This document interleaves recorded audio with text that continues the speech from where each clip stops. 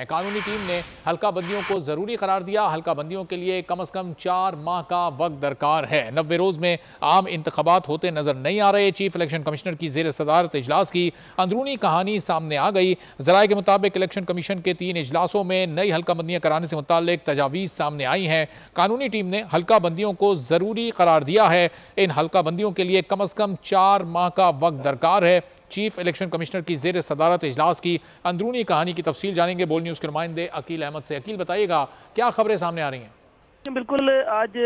Election commission میں عام انتخابات کی تیاریوں اور ملک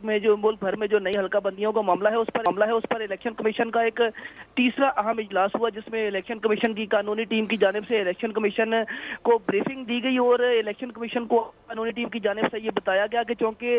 گزشتہ حکومت کی جانب سے ڈیجیٹل مردم شماری کی منظوری دے دی گئی ہے، تو اب قانونی ٹیم کی جانب سے الیکشن کمیشن کو یہ سفارش کی گئی ہے کہ الیکشن کمیشن اب جو ہے وہ 90 روز کے اندر انتخابات کرانا الیکشن کمیشن کے لیے ناممکن ہے، اور الیکشن کمیشن کی قانونی ٹیم نے آج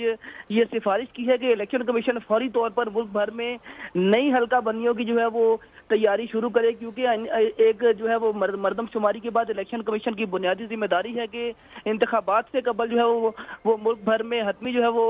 حلقہ بندیاں کروائی جائیں۔ تو اب الیکشن کمیشن کا ایک اجلاس آج ختم ہو چکا ہے اور کل دوبارہ ایک اجلاس بلایا گیا ہے، جس میں الیکشن کمیشن نے مزید جو آئینی ماہرین ہیں اور قانونی ماہرین ہیں ان کو بلایا ہے، اور الیکشن کمیشن اس حوالے سے مشاورت کر رہا ہے۔ تو بتایا یہ جا رہا ہے کہ کل کا جو الیکشن کمیشن کا اجلاس ہوگا وہ تقریباً حتمی ہوگا، اور الیکشن کمیشن کل کے اجلاس میں یہ حتمی طور پر فیصلہ کرے گا کہ آیا جو عام انتخابات ہیں وہ 90 روز کے اندر کرائے جائیں یا ان میں تاخیر کی جائے اور ملک بھر میں جو ہے وہ حلقہ بندیاں دوبارہ سے کروائی جائیں۔ تو الیکشن کمیشن کی قانونی ٹیم کی جانب سے آج